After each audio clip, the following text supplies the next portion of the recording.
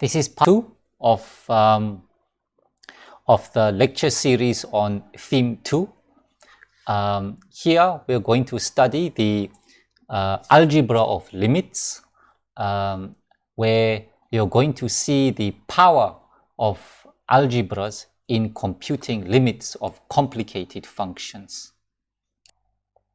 Continuity. I think the spelling is wrong. Continuity. Now, the concept of a limit of a function is defined pointwise. So, for example, the limit of the x squared function at the point of approach 2 is equal to 4. And notice that when I change the point of approach to 3, I will actually end up with 9.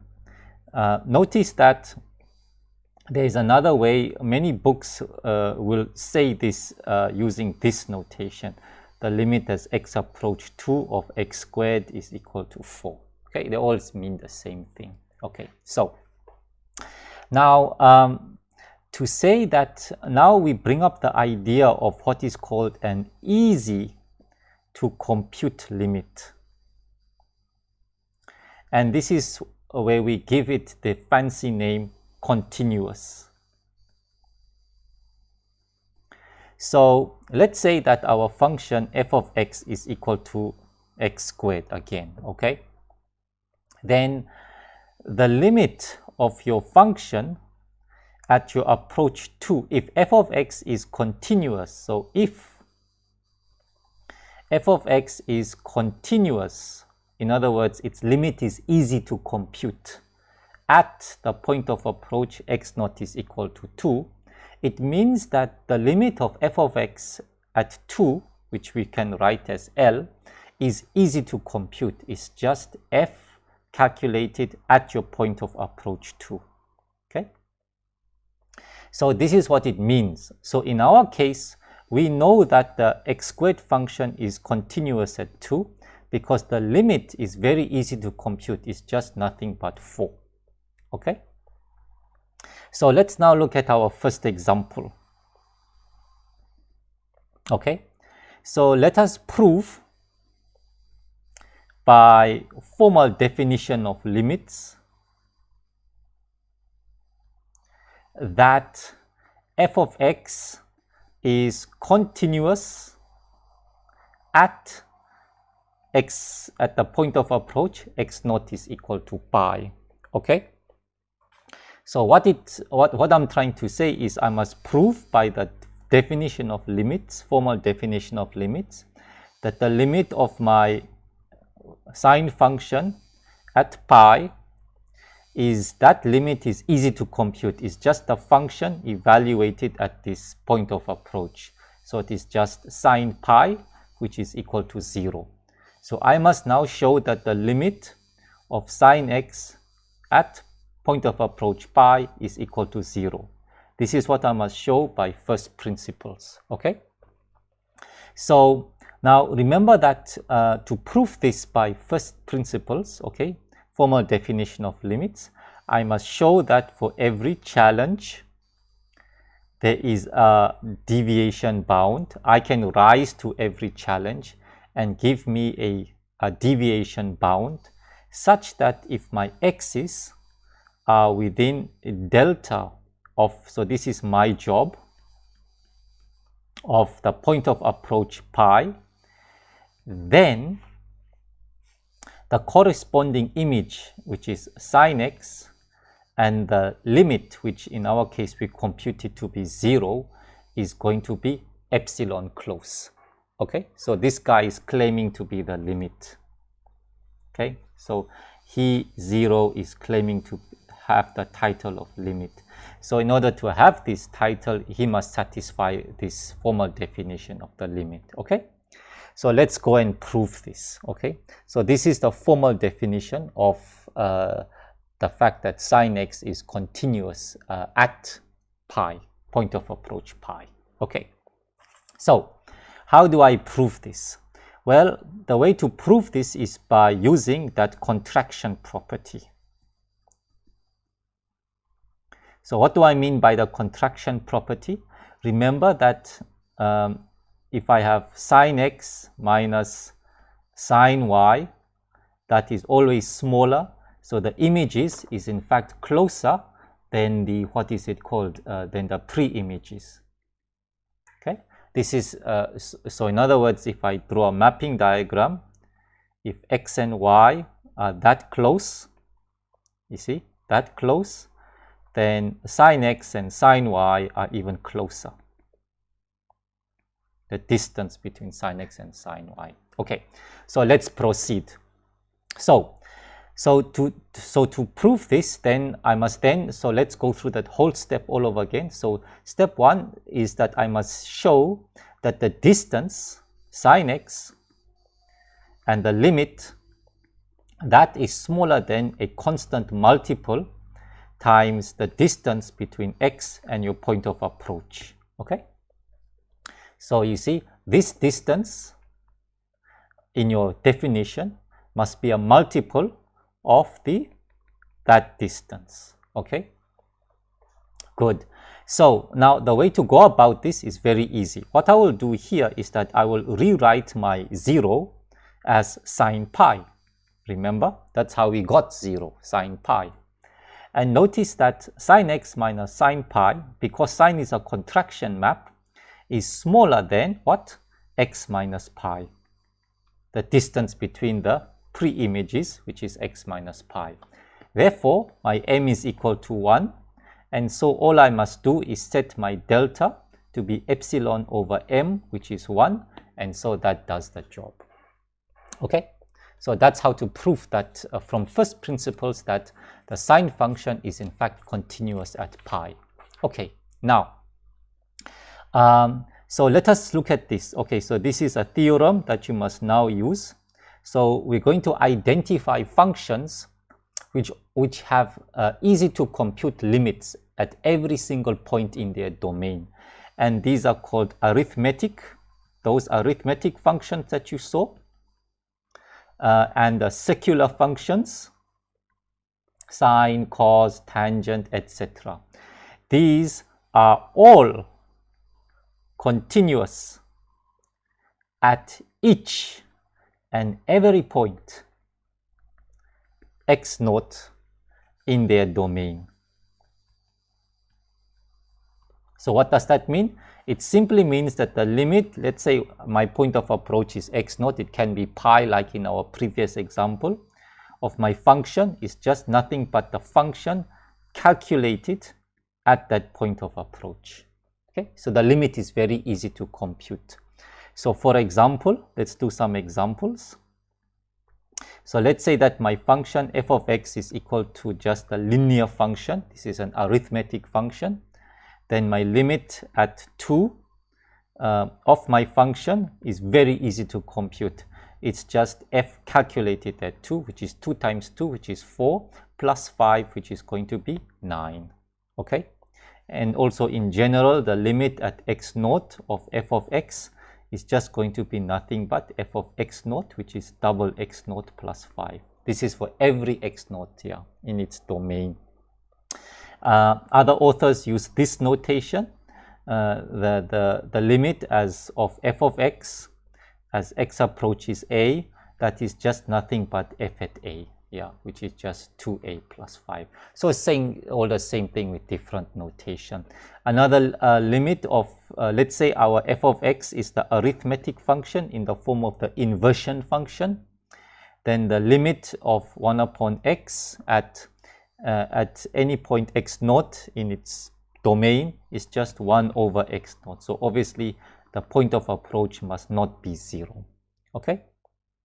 So for example, the limit of at a point of approach 5 of 1 upon x is just 1 over 5. Okay? So you see, when you use these theorems, it actually it stops you from going through all the difficult epsilon delta arithmetic. Okay? So now the next question is, what about combinations? So what about f of x, let's say I combine the arithmetic function with the sine function, the circular function, to get a new function. F of x is 1 upon x plus sine x. Yeah. Now, how do I find the limit, let's say, of a of 1 upon x plus sine x? You see? Because this is not a pure arithmetic function, it's not a pure circular function. Well, in order to compute this without going through definition of limits, we use the idea of what is called an algebra of limits. You see? So algebra is in fact a very powerful tool because it saves us labor. Okay? So in this case, the limit of a sum function, okay, the limit of a sum at a, okay, so we're just using whatever notation. Now that is equal to the limit, is the sum of the limits. So to get back to our example, if I want to find the limit at pi of this sum function, 1 over x plus sine x, I just calculate the limit of is the sum of the limits. So it's the limit of 1 upon x plus the limit of sine upon x. Now, because this is an arithmetic function, it is continuous. So the limit is easy to compute. It's just the function evaluated at the point of approach. So it's just 1 upon pi. This function is continuous. So therefore, the limit again is also easy to compute. It's just sine at the point of approach. So that is 0. So the answer is 1 over pi. Okay. So notice that this algebra of limits saves us a lot of labor. And the limit of a product of two functions as x approach a, this guy is going to be nothing but f at a times g at a. Okay. So then we also have the limit at a of a fraction. So the limit of a fraction of the fraction is equal to the fraction of the limits. So it's the limit of f of x at a divided by the limit of g of x at a. Okay. And then finally, we also have, we've even got the limit of a power. So if I have the limit of a power a, then the limit of a power is the power of a limit. So it's just going to be the limit of f of x all powered to the m. Okay. So let's give an example of this. Let's give an example. Okay. So let's say I want to take the limit. I want to find the limit of the square root of 2x plus 1. Okay. So notice in this case, what I have here is I've got the limit. I have to calculate the limit at the point of approach 2 of the arithmetic function 2x plus 1 powered up by x to the half. Yeah, it's powered up by a half. So according to this result, the limit of a power is the power of the limit. So I must just first of all calculate the limit of the arithmetic function and then power him up. So the limit of this guy is nothing but, now he's arithmetic, so he's continuous.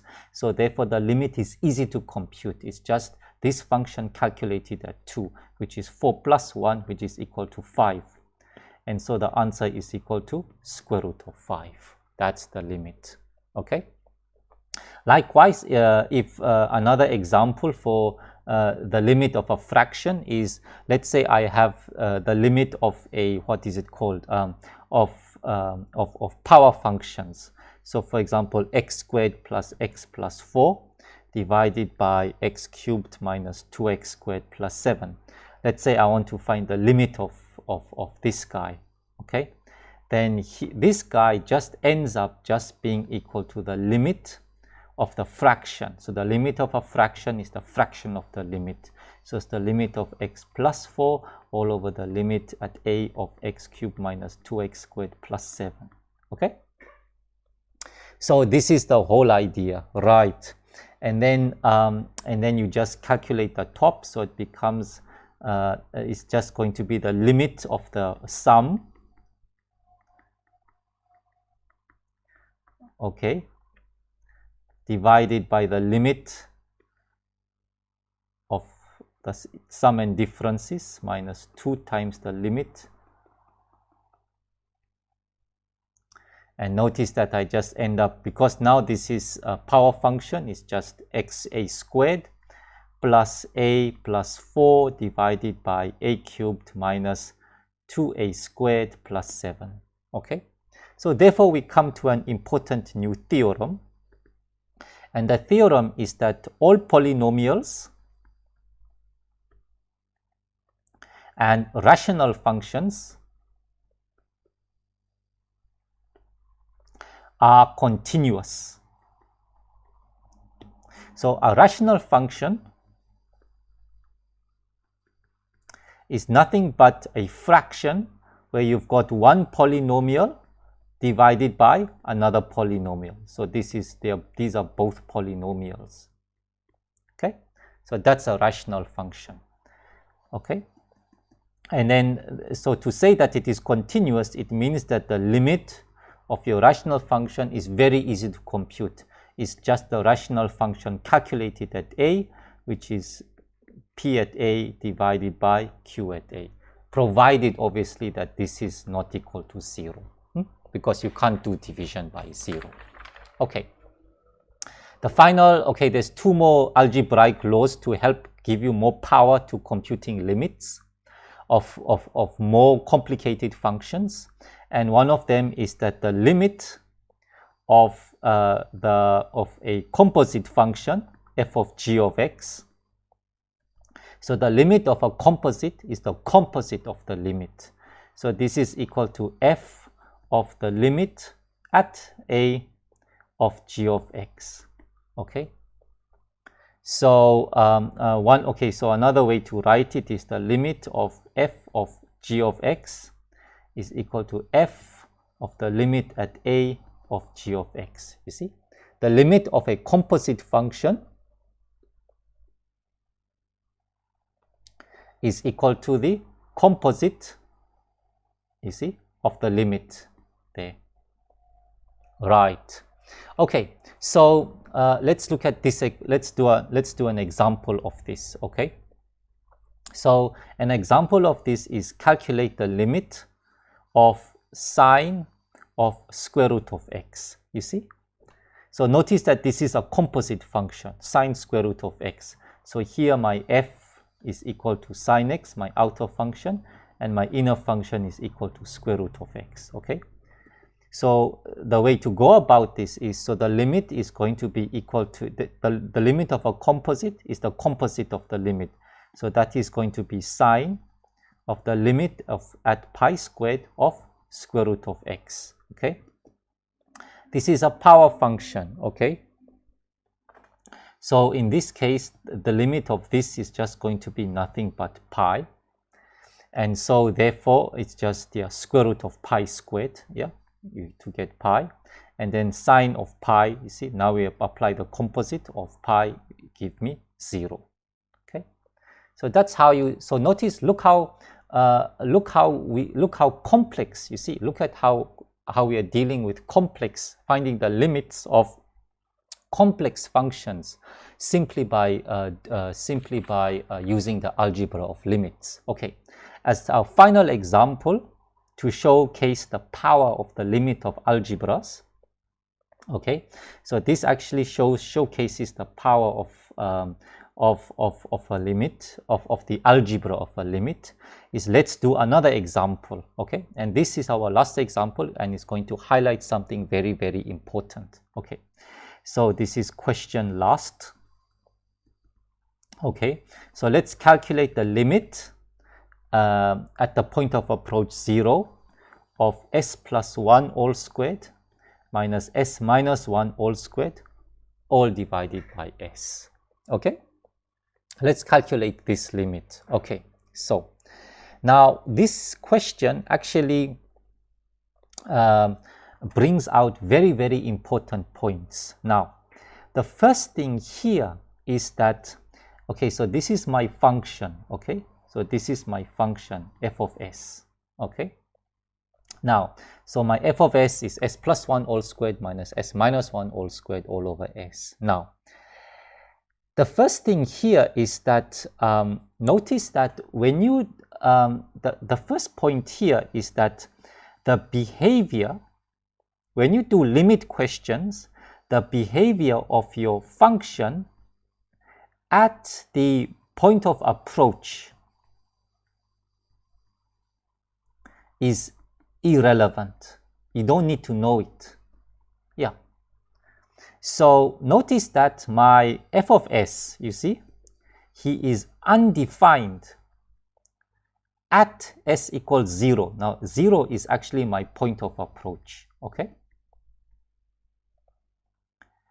But I can still consider its limit because the actual behavior of your function at s equals 0 is irrelevant.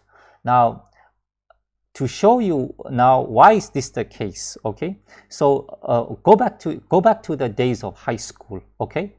What you did was that, remember when you were trying to find the limit at 2 of your squared function, okay? What did you do? The first thing you did was that you started considering points close to 2, but you never actually considered x at 2. It was irrelevant because the whole idea was what happens as you approach 2, okay? What happens as you to the function values as you approach 2. The actual behavior of f at 2 is not in question.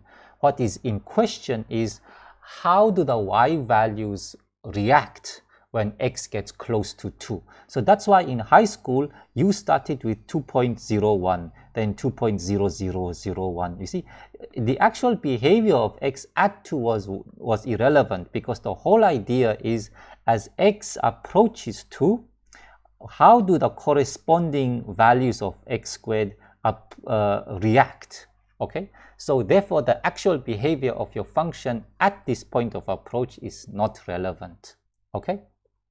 Okay, so when you look at this function, okay, so let's go back to the question. That is why you can always take the limit at 0 of this function, which is s plus 1 all squared minus s minus 1 all squared all over s, okay? Why?